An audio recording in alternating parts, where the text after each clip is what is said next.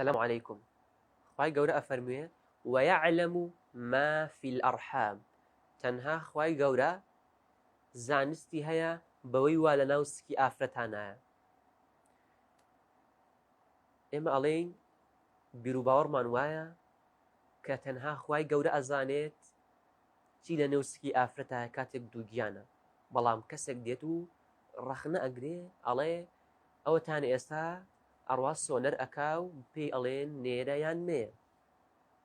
بەڵێ، بەڵام شێخ عوثەیمین دێت جوابی ئەم شوبهەیە ئەداتەوە. ئەفەرموێ کاتێک خوای گەورە ئەفەرموێ وەیعلەم ما فی الأرحام، مەبەستی تەنها ئەوە نییەکەوە ئەمە نێرە یان مێیە.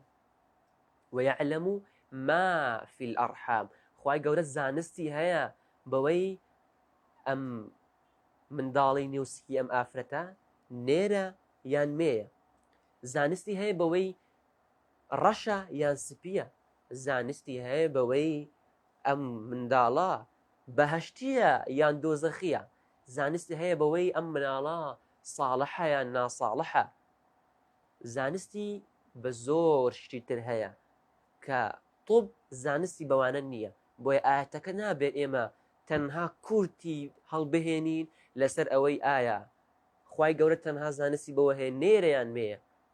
نەخێر، زانستی خۆ زۆر فراوانترە لەمە. زانستی هەیە بەوەی ئەم مرۆڤە ئەم منداڵە بەهەشتیە یان دۆزەخیە. زانستی هەیە بەوەی چەند ساڵ ئەژی. زانستی هەیە بەوەی کەی نەخۆش ئەکەوێ، کەی تووشی چ بەڵایەک ئەبێ. زانستی بە ڕزقەکەی هەیە، بە ئەجەلی هەیە کەی ئەمرێ. بەڵێ، وەسەلام عەلەیکوم.